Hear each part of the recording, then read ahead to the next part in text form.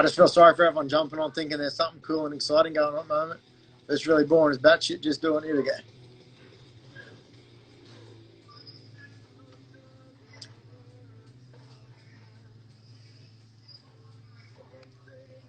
Oi. Hey, buddy. How you going, How mate? are we? Good, mate. Yourself? Oh, good. Dying down here in Tassie. Yeah, mate. How's training and ISO going? Good and bad, good and bad. Yeah? Take us through a daily routine at the moment, mate. All right, yeah, I'll be keen. So I actually got a bit of, well, I wouldn't call it spar. I would call it sparring today, but we get out of safe distance. Yeah. And So actually, no, there's the daily training for me at the moment is a lot of weight vest cardio. So I've been doing runs up and down I've got a hill right next door to my house. We're doing weight vest runs. I've got a bag set up at the back. Yeah, awesome, bro. Very limited weight area because all the weights are sold out at all the places. So Yeah. Well, that's I'm just waving to some of them on here. For anyone that doesn't know, Ethan is a flyweight fighter down in Tasmania, and we're very keen to get him on featherweight. Sorry, brother. And, I thought you were a flyweight. Well, at the moment maybe middleweight. Sorry, bro. I always thought flyweight in my head for some reason. Nah, feather. Well, feather's good because we've got the featherweight Grand Prix as well. Yeah. I saw that. Featherweight, four-man featherweight Grand Prix, bro. So that's going to be a cracker. Well, I did see that. Definitely on the cards. I mean, I was talking to I was with my gym owner today, and we're as I said, we're staying fit, we're staying active, and we're waiting for this all to be over. Yeah, mate. Once we get the green light, bro, Beast. Like I said, Beast 5 is going to be huge in Brisbane. So they've already 75% of the card already done. So, and if you think about 75%, we're talking about a card that's going to be stacked with 24 bouts. You're doing bare knuckle as well. I saw that. Maybe. Probably not for the Brisbane one. Yeah. And that all comes down to sanctioning reasons at the moment. Of course. With that sort of stuff. So again, it's going to be sort of new in Australia, but I'm super keen to get the sanctioning done for bare knuckle. Oh yeah. But we're introducing it's big in hi baby girl. It's big in Europe. A lot of. Oh yeah. Can I put you on the gift card? What gift card, Dash? What gift card's that, brother? What's a gift card? I'll wait for that one to come through. But yeah, so Ethan, the what we're looking at, no what? Oh, fight card. Yeah, bro. I'll look to have you on the Brizzy young Lions fight card for sure, bro. So what else am I looking at? Yeah, so Ethan, I was saying, so we're even trying to get the 4 ounce, the 4 ounce is, yeah, and the Thai fights going. So I've got that lined up, but like MTA don't do like 4 ounce gloves and stuff, but we're part of a much bigger organisation overseas now, United. They get antsy, hey. Yeah, like a lot of them because and I respect that they're keeping their sport unique and sticking with heritage. But these championship, like I said, there's not many combat sports promotions that are literally Bubba Girl, are literally like trying to target like K1 kickboxing, the grappling super fights or the grappling Grand Prix, the MMA fight series, the Thai fight series Grand Prix. But now we're also adding the bare knuckle. So that's the fifth one we're adding into it. And then we're also going to this new one, which is like making big waves over in Europe at the moment. It's called striking MMA. So anyone that's familiar with Kudo is basically MMA, but they fight in a helmet as well. And I'd like to think that I've been a long time Kudoka, and in the fact that I've followed Kudo for a long time. But striking MMA is very similar. What happens is basically it's a way to give grapplers and also strikers the chance to come in and experience MMA, but not go straight in and come up against a wrestler or a black belt in jiu-jitsu for their first amateur fight, all that sort of stuff. So striking MMA obviously starts on its feet like everywhere else, but once you go to the ground, you've got 30 seconds to work. If there's nothing, if nothing's done in 30 seconds, you get stood up and go again. That makes sense. Yeah. So it's when they introduced it in Europe, it's been taken off because it's super exciting. Like people are seeing it as a very fast, no bullshit. There's no stalling on the ground type. So people love following a fast action sport. Is that like similar to karate combat? Yeah. So very similar to that, mate. Yeah. Yep. So, but this is just in your normal cage and everything, but that karate combat, that's awesome, mate. Like I really enjoyed. Cool. Yeah, but so the other thing with it is if say you take me down and you then put me in an Americana, if you don't finish that Americana within the 30 seconds, you're not allowed to say transition to Americana and then spin around to an armbar. You're only allowed to attempt the one sub that you've gone down with. So if I escape that Americana, bang, we're up to our feet. Right. So it's not like if I'm got you in a triangle, I then can't switch to an armbar from the triangle because that's considered 2 submissions on the ground.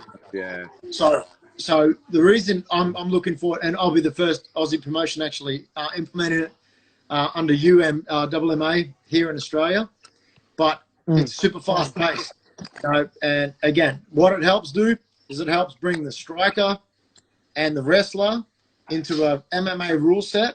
And you might go and do striking MMA and have 5 fights there and go, right, I'm now coming from the striking world. I've now been training wrestling and jiu-jitsu for the last 1.5 to 2 years. I'm now ready to go full MMA and contend with the best of them on the ground. So that's cool. Yeah, super cool, brother. So so this was pretty good ad hoc. Like one of the things I'm aiming to do with this is, like I said, I want to be adding all the fighters on here and just having a chat to all the Beast Championship fighters to start with. I'm not trying to go for random fighters and famous fighters or anything like that. There's a lot of people, g'day MMA Combat Academy, how you going?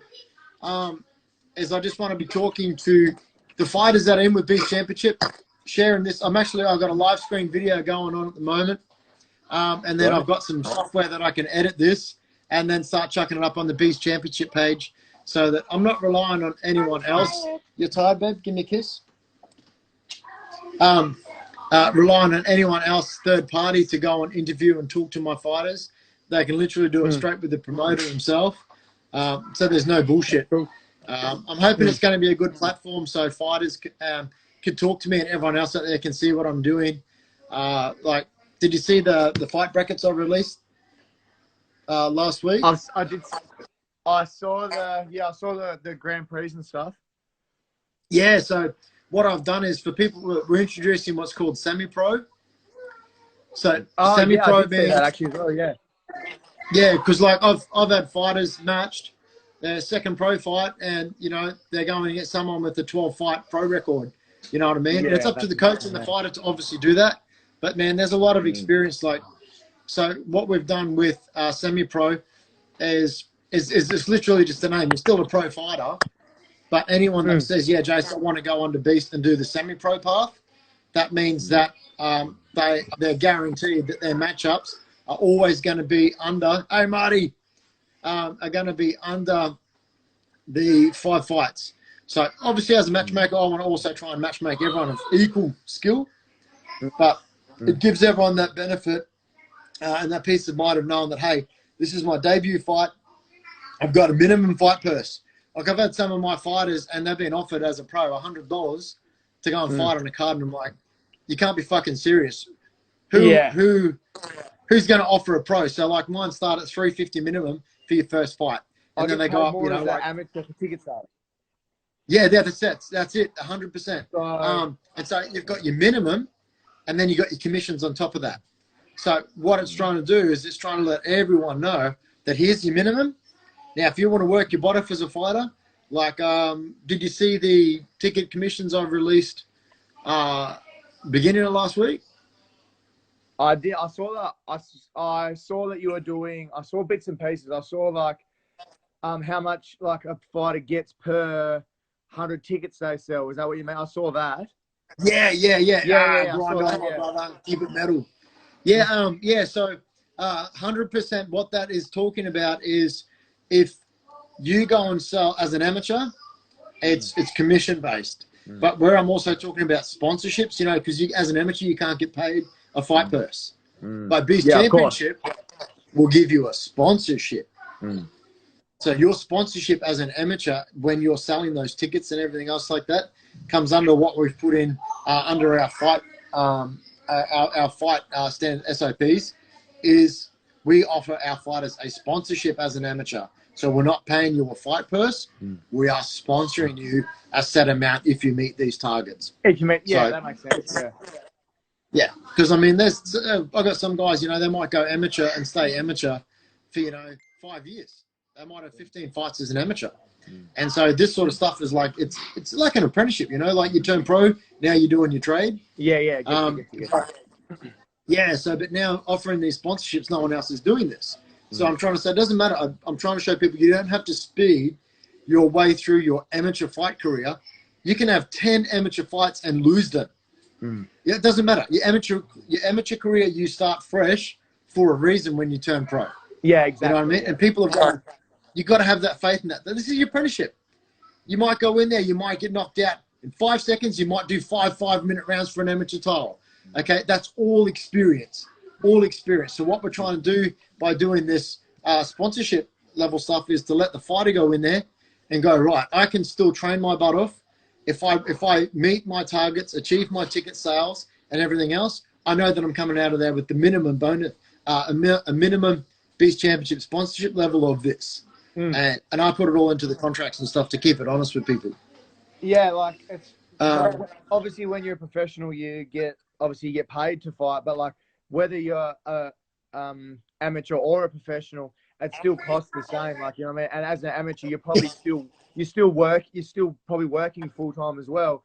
And then so you're working full time, training full time, and they're not getting paid for it, but then you still got to pay for your extra training, especially during training camp. So you like sometimes like I'm not sure how other fighters do it, but me, like I'll normally bring in like a couple of extra coaches during camp. So we'll have like an extra few PTs that you have to pay for a week more than you normally would, you know what I mean? But then you're still not getting paid to fight. So that's right. There's no amateur discount. Yeah, no, exactly. So, but like, you know, we just try to like, it's a lot easier in Tassie when we're fighting on a Tassie promotion because we can sell tickets a lot easier. But like, we actually ended up making like not that it's about making money as an amateur, but as I said, what I just said, like it still costs money to like fly into state and fight for like obviously myself and Tom Ackley from the Hyper Training Center. We just fought on the last Path to Hex. So I think it was like the second last MMA show that's been in Australia since the Corona. I think yours was the last. Yeah. I also kicked in. So we actually didn't we made a little bit from ticket sales, a lot more than I thought we were. So that was really good. But like in Tasmania, it's a lot easier to make money from ticket sales because they don't have to fly over and watch us fight. You know what I mean? But yeah, that's it. Yeah. Well, it's really good the way that we did something we did something super similar. Like one of my amateur fighters on his first fight. So his debut. Yeah, buddy. I love you too, mate. Are you live? Yeah, I'm live, mate. How if I tell you when you chat, that's more than I get. 6, it'll keep going up and down the whole time, buddy. Like I said, this was just an ad hoc recording. Hey, Jacob. This was just an ad hoc recording, you know, like to do a test. It's now turned into. Yeah, but I love it, you know, because this is exactly the sort of. But so getting to shit. What were we talking about, Ethan? Fight purses and ticket sales and amateur. Oh yeah. So debut at $880 in commissions. You know what I mean? Like, so he was making more than some of the guys that I just had on other fight shows getting paid like $350, $500. Something like one of my pro fighters. When I found out he was only getting paid, like $350, $375. You know, like at the end of his career, I was making sure he's getting $1,500. You know, for his fights and stuff. And he got like not all promoters, of course not, but some people are just a bit sneaky, and like some fighters are so desperate to get a fight. I mean, I'm guilty of this as well. That like they kind of like they're like, oh, I don't care how much you get paid and they're letting themselves get ripped off. Yeah, yep. I've heard of that like happening a lot. And it's fucked, mate. You know, like it's absolutely fucked because like one thing is I'll never have that problem because again, been a martial artist since I was 4 years old. So we got into promoting. I got into promoting like again, obviously with my injuries and stuff, like restricted where I'm physically able to do stuff. But I wanted to create pathways that just weren't there.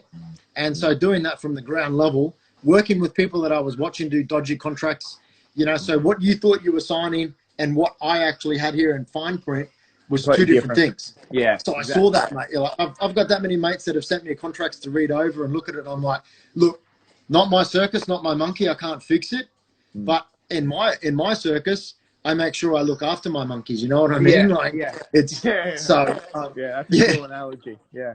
You know, like so. But it's Beast is building. Like there's a lot of things I can't really talk about at the moment because they're all based overseas and there's things that are happening. It's going to be super exciting. You know, probably in the next 3 years when these things start paying dividends and there's tomorrow. G'day, darling. And these things pay dividends. But with that, getting back to those fights and stuff, the 100 tickets. So the 100 tickets was pro fighters and stuff like that. You know, I've had one of my fighters, if he made, this is on a big overseas promotion as well. If they sold 100 tickets, they then got a $3,000 bonus on the condition that they finished their fighter within the 3 designated rounds. Yeah. So if it went to decision, both fighters have forfeited their $3,000. It's a great move on the promoter because that promoter's just got $6,000 of guaranteed ticket sales between 2 pros. And at this level, I mean, these promoters at the top, we're paying the top cards 8 and 8, 10 and 10, but you know the prelims or the undercard, you know, they're only getting like $1,000 to $2,000. You know, 1-1 or 2-2, and like average was about 3-3. You know, 3 fight, 3 win. And I'm not a big believer in person win bonus. If you're a pro and you say to me, hey Jace, I'll fight for 1,500 plus a 500 bonus, I'll be like, nah, that's bullshit. Like, how about you just fight for 1,750, meet it halfway, and then that way you've got a designated high fight person what you asked for, and you're not worrying about this win bonus. You've got a designated given amount, which is literally your 1,750. And actually, everyone that I've offered it to, all the pros I've had on the shows, they've all taken that option. Yeah. Well, it's like less added stress as well because they're like, if I don't perform, I don't get paid. Yeah. Like, you know what I mean? They're like, that's extra stress. They're like, oh shit, if I don't perform, I don't get paid. Blah blah blah. If I don't perform well, if I look like shit, I don't get paid. They're like, yep, this is you're not getting above this amount, but you're definitely not getting below that amount either, are you? So yeah. Well, this is the I guess this is the sweet spot of what I've done with the 100 ticket sales. That you obviously choose to go into this, so you can go, no, Jason, I'll just get commission based off my sales, or I'm going to aim for the 100 sales. If you know you're going to get 100 sales, then like when one of my boys had a fight, all of us up here, even though we were 10 hours away from promotion, we all bought tickets so that when he went to his fight, we had him over the line for his 100 tickets, you know? Yeah. The beauty, we had a lot to come to Melbourne for us. Like, that's why, like, some of the, like, we got paid more. Some of us, like Tom and I, we got paid more than some of the promotions we fought on down here. Like, yeah. And we had less people come. So what are you going to say there? That's all I'll say. That's all I'll say for that. But yeah, we're amateurs. So. Yeah. Well, what I've done with the minimum, the 100, so you go, okay, Ethan, let's do the 100 deal. You want to do the 100 deal? We put it in your contract. What I've done so it's not like a sour apple at the end of the day is if you don't win, you get nothing out of it. You know what I mean? If you don't finish your fight in the bonus round, you've got nothing out of it. What I've put into mine is to go, okay, if you finish within if you finish within your rounds, you finish the fight, the winner gets his $2,000 bonus. That's a given.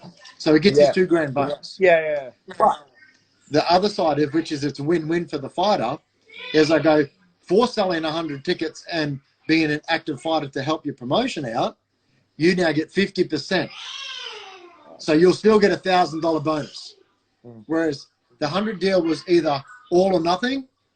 I've done it so that it's like you get 100 or you get 50%. Or you get 50, so both fighters, for putting in the work of doing that, they know that they're still going to be like, right, as an amateur, I'm getting $1,000 sponsorship from Beast. That's a lot. You know what I mean? That's a lot for an amateur. Like, yeah, dude. That's a lot for an amateur. You think about it, like that's a lot. Like some of us are like for one of my fights, I sold $2,000 worth of tickets. Yeah. And that was down here, and we got back probably like $180. Like, you know what I mean? Yeah, well, see, that's low, man. Like that's not even 10% of what you sold. You know what I mean? Exactly. Yeah. So that's not the point. It's not, as an amateur. You made it perfect. You said it perfect before. It's not about the money as an amateur. It's an apprenticeship. It's to grow. Yep. Win or lose, how you lose, how you win. As long as you're putting in that work, it's just a taste of what it's like in the big leagues. You know what I mean? So that's why I don't really give a shit about the money at this stage. Yeah. It's more about selling the more tickets because there's more of your support team in the crowd making, like, you know, you can vibe off the energy, you know? Yeah, mate. And as an apprentice, you know, whether you win or lose, you want to come out, you want to have your team around you and stuff like that.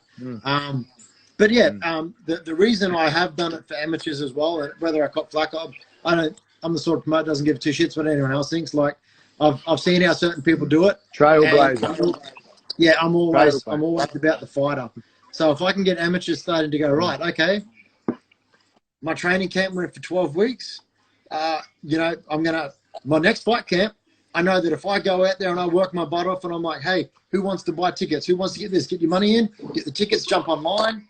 I've got a fighter code on there. So once you jump on Ticket Leap, Jace is going to get my fighter code and he's going to be able to track and go, right, you're at your $2,000. You've already hit that.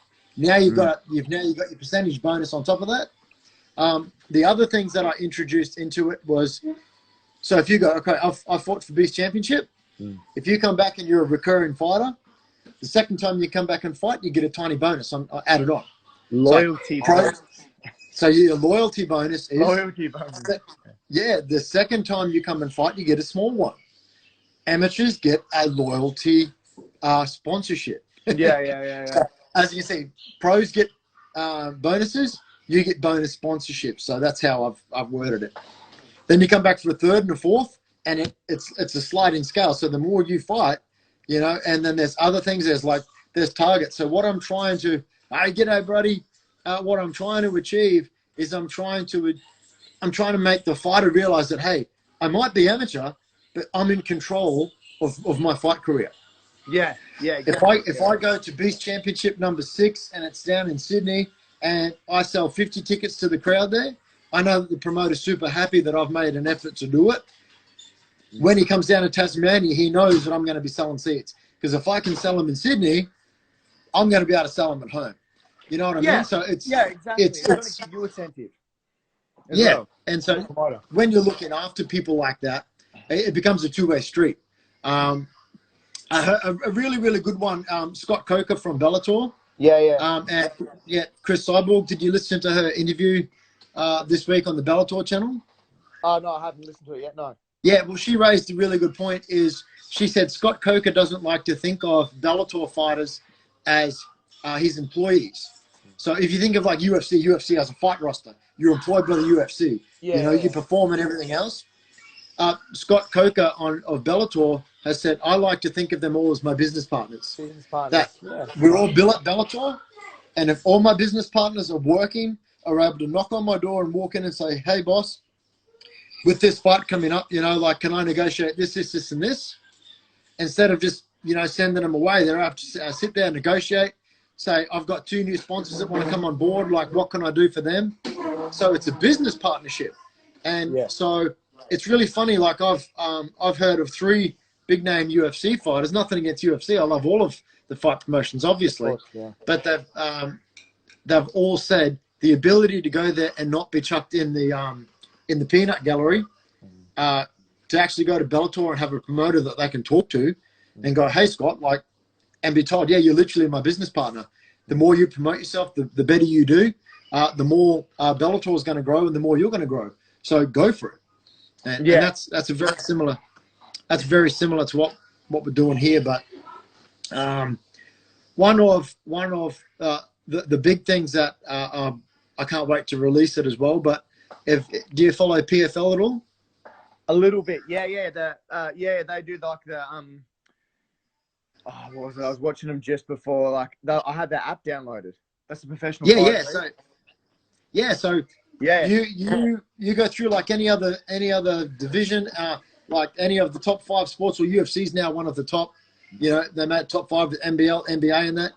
They got like a couple fights tonight, yeah, and then like if they finish the fight, they get extra points towards something, and then if they win certain ways, they get certain amount of points, like sort of thing. Yeah. So like, if there's a pool of 32 fighters, we'll all fight each fight show to get to the end, and at the end of the year when they have the grand final, if you win your fight, you're the champ. Yeah. So you're the champ, and then next year it starts all over again. You know what I mean? So you're the champ for 2018. Classes, yeah, they do, though. Yeah. Oh, they don't have all, so they're still adding all their divisions and stuff. Yeah, of course. Yeah. To my knowledge, but I'm actually going to do something similar. So it won't be under Beast Championship. It'll go under Beast Fighting Federation. So the BFF part of it is the league part, where I'll actually have an amateur league and a pro league, and so that depending which you can fight in both, you can fight in both.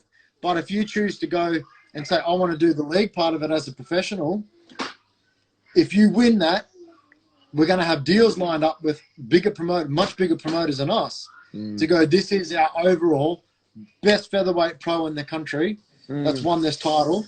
They now move on up, you know, to, I won't say the names of the promotions that I'm talking to, but they're much bigger than any of the Australian promotions. And so for them, they're like, they love that. They're like, well, we're getting your best fighter and we're getting your best fighter into our show. So we're happy. We know we're not just looking, you know, and going, oh, let's take a chance on this guy. Let's take a chance, they know that guy, they're able to watch all the footage, you're able to catch up on everything and go, okay, that's Australia's best featherweight that has gone through and competed in this tournament. Another super exciting one there is I'm doing, and this is going to take every promoter to get on board. A couple of us have already given each other the nod that we're going to do this. So we're going to pick a date at the end of each year that I go, right, Beast Championship is going to put its champions in the Australian tournament. Oh, okay. I won't say the names of promotions that I'm already talking to, because some have said yes, some have ignored us, and some have said no. Is if you put yours in and go, right, who is Australia's best featherweight? If they fight from Joe Blow's promotion over here to, you know, Jane Doe's promotion, and you win that tournament, you literally are, out of all the promotions that put their best fighter in, you are the number one. Yeah. Well, so when we're talking to overseas going, we've got the league that can look after amateur and look after pros. So like if you think of like a One Warrior series, and they're like, right, we're looking for an amateur fighter that's ready to debut pro that we can put in the One Warrior series. I was gonna say heaps of fighters, even from Australia. There's a couple. There's like I think her name's Kirsty Orbs or something like that. I'm pretty sure she debuted on One Warrior series, was her pro debut. Yeah. I've been a matchmaker for them as well. Yeah. So I'm good friends with them. I was gonna say, I'm pretty sure like a lot of the like Aussie fighters that are just about to go pro, they go pro on One Warrior series. Am I right? Like that's what I anyway. Yeah, she's awesome. Like we always knew she was going to do really, really well, and so they've both moved over to Bali now. Yeah, training out of Bali MMA. But Ryan, like everyone laughed at me when I took a shot on Ryan, because this is actually a really good time for me to talk to him on video live. But what I'll basically touch on now is when I spoke to him, I'm like, Ryan, your record doesn't reflect how good you are. Yeah. Like, I've seen him fight. A lot of fighters, that is the same with a lot of fighters, yeah. Yeah, I literally go, right, here's my matchmaking book. This is actually my matchmaking book too. I look at this, and when I write down, I go, like, right, I've got 5 nominees for this, 6 nominees for that. I'm going to start comparing. If I didn't know Ryan and I study all the people that apply, I'm like, I'll try and get as much footage on him as possible and go, whoa, this guy's moving way too good for a 2-fight amateur. And I go ring up and go, Ethan, what other stuff have you done, mate? Like, this guy I'm putting you in against is like a 1-year trainee. He's like, and you go, yeah, I've had 55 Thai fights. And I'm like, yeah, right. Yeah. Okay. Yeah, like, that's my job. That's what a good promoter matchmaker does. That's where everyone, that's where, like, most people, like, especially down here in Tassie, we're like, people are so worried about flying to the mainland. The mainland's such a big, dark cloud. And like, there's a small select group, and, like, especially out of our gym, and we're like, fuck that. We're going in. But that's the thing, like, with it's his debut MMA fight, but how many Thai fights has he had? How many boxing fights has he had? How many, like, what's his ranking jiu-jitsu? What's his ranking judo? Blah, blah, blah. You know what I mean? Like, there's so many uncertainties, like, untrustworthy people, you know what I mean? 100%, brother. So that's why, like, I've been caught out before. I've been like 2 weeks out from a fight show and had the coach ring me up and go, Jose, what the fuck is this crap, mate? And I'm like, what? They're like, we just seen this guy is supposed to be debuting against my boy, yet he's had 3 boxing fights in New Zealand. And I'm like, didn't see it. So I went back through, rang the guy, and he's like, oh, they were exhibition fights. I didn't think I had to put them down. Yeah. And like, they were, the only reason they did it is they happened to be looking at boxing promotion studying another fighter and saw his name pop up, and they're like, hey, dude, or is it a dudette? That's a dude. That's scary. A dude. Yeah, That's dude. And so I dropped him off the fight card and said, no, well, this is actually a debut boxer. Yeah. So if you've had 3 exhibition boxing matches, that's still 3 fights experience. This will be your 4th fight. This is their 1st fight. I'm not having it. Well, that's, you know, so the thing, like, and also another thing that we've found as well, in different states, there's different rule sets. So, like, for instance, our B class amateur MMA bouts down here in Tasmania are no shin guards, 4-ounce MMA gloves, and the only thing we're not allowed to do is elbow. So So, and 3-minute rounds, 3 threes. So basically, like, if you think about it, the Path to Hex fights are technically C-class fights down here in Tasmania. Apart from they're the same as you. But our C-class fights are still 4-ounce gloves. So all our MMA fights in Tassie are 4-ounce gloves, no matter what. So we're the same like, different states, different rules. You know what I mean? Everyone has different experience levels. So you have to just be honest in these sort of situations. Otherwise, someone could get seriously hurt. I mean, it's a fight at the end of the day. Yeah. And that's I think the beauty of, like, there's me and a couple other blokes that are working really hard behind the scenes. Again, I won't, it's not that I don't want to talk about it. It's just that it's not professional to talk about what we're doing behind the scenes. But we're the same as you in Queensland. We've, like, C-class fight is MMA gloves, 4-ounce. And the junior series that I created, they have 7-ounce. Yeah, every C-class, our C-class is shin guards and no ground and pound. 4-ounce, and then no head guard for C-class, and then no ground and pound. That's what we have. No ground and pound. Only punches to the body. So no ground and pound to the head, but body's okay. No ground and pound to the head. Yeah. B class, you drop the shinies. Yeah. So your Tasmania and Queensland are the same. Yeah. B, drop the shinies. Now it's ground and pound to the head. No elbows up top. Exactly. And then A class, and obviously B class is no rotational leg locks. So no heel hooks and stuff. That's a given. But under UWMMA, United Worldwide, I've gone under them because, if you know ACA. I don't. I'm a massive fan of ACA. Absolute Championship Ahmad. Okay, they're a massive European promotion. They used to be called ACB, but the ACA now. I get on really well with all of them. Yeah, brother, 100% missing it heaps too, mate. But they're a massive promotion over in Europe. They're based out of Russia. and they have got some of the best fighters you're ever going to see on a fight circuit. And they know how to run a fight show, mate. So I'll take in some of their stuff, bro. For sure. I've got along, and I've been talking to ACA for a little while now. But what was I going to? So they come under UWMMA. PFL. We were just speaking about PFL. Yeah, the PFL. I'm aware. Yeah. They come under UWMMA. The M1 Global. Yeah. M1 Global. Yeah. RCC, Russian Cage Fighting Championships. Yeah. So all these big ones overseas all come under. Yeah. So now I'm the first Australian one to come under UWMMA.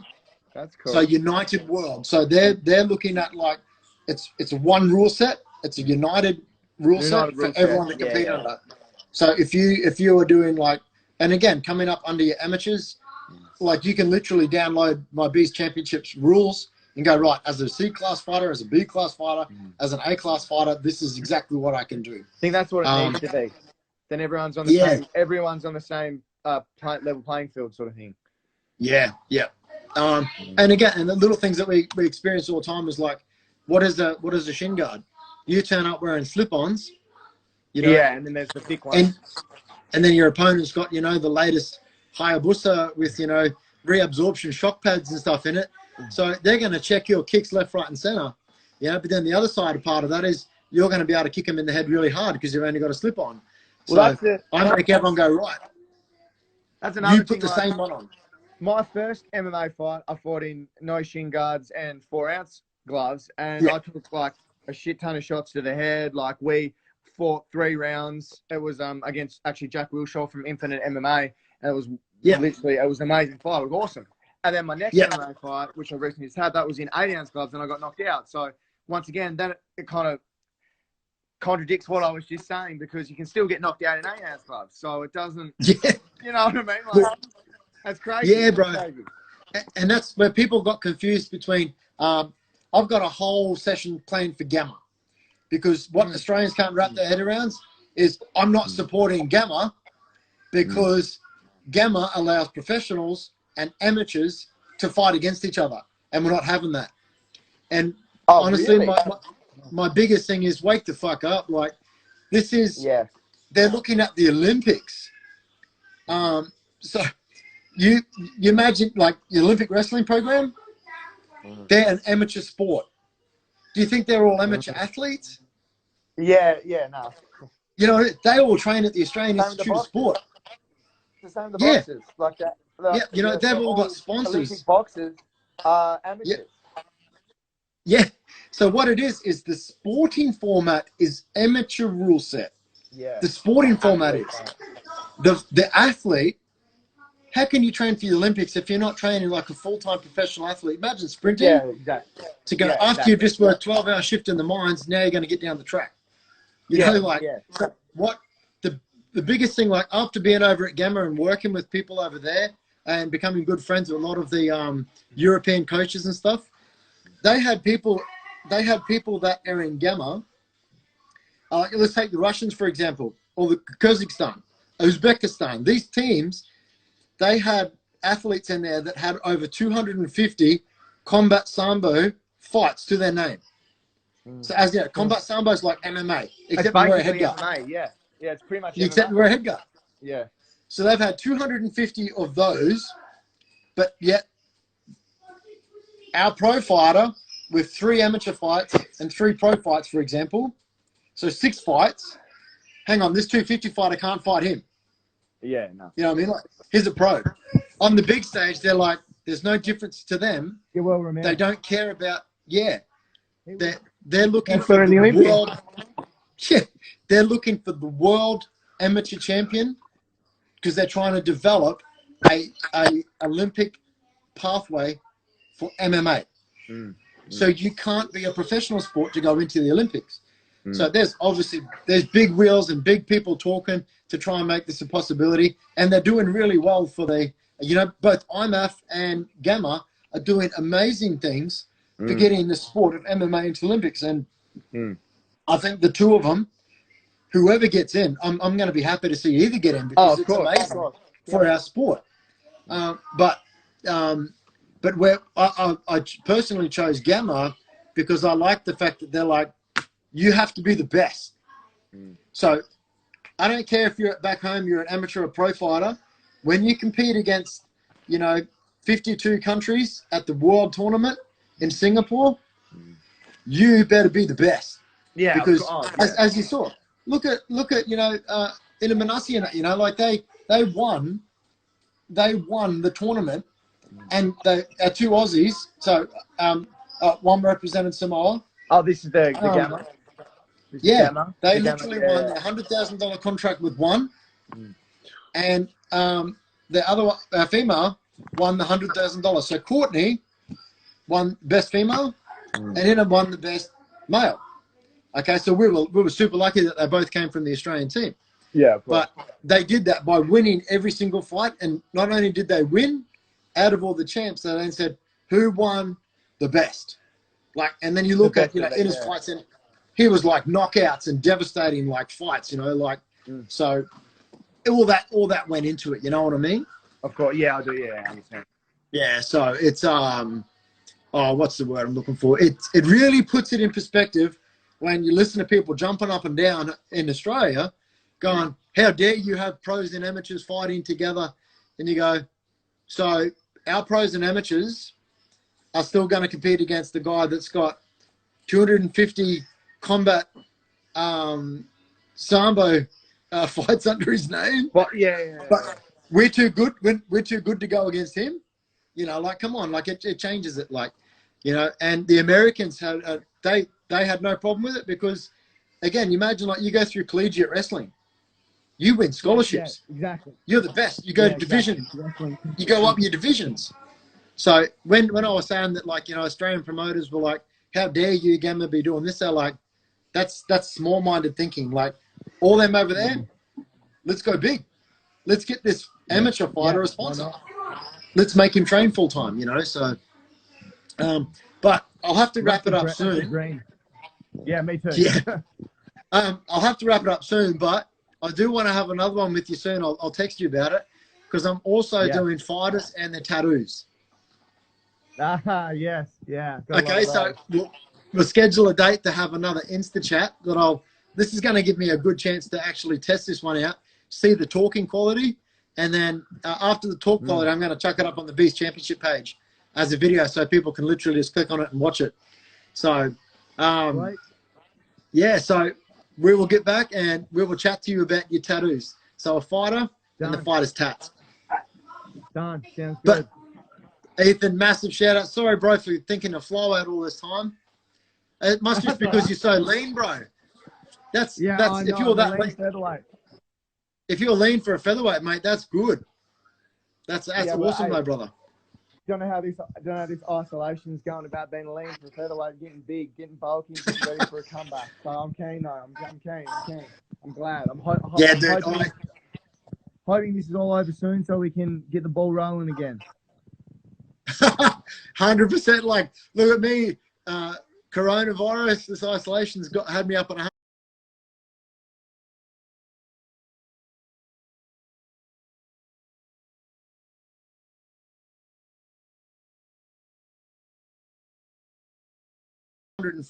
So this week I started training. I've already dropped 2 kilos, but I'm still a fat ass at the moment, mate. Jay, we definitely are training Thai fighters, mate. But until isolation, we can't get any of our Thai fighters. But we've actually got Thai fighters in the Grand Prix, and we've had Thai fighters that fight out of Beast the last 2 years all over Australia, actually, Jay. So once this lifts, we've got a new Thai coach coming in. Hey, buddy. Got a new Thai coach coming in and a brand new Thai program for the Beast Thai fighters. And once we get the green light to go, all comps are still off, bro. All comps are still off. So, I'm planning hopefully for August. I've planned it for August the 8th, but that's just the date so fighters can literally go August the 8th, Beast Championship 5 in Brisbane. But if I go, hey, we've got to push it back 2 months, everyone. The government's not releasing legislation or not releasing crowd amounts, then at least they'll be right. We just keep training in ISO and get ready for the next date that comes up. And all promoters are going to be in that boat.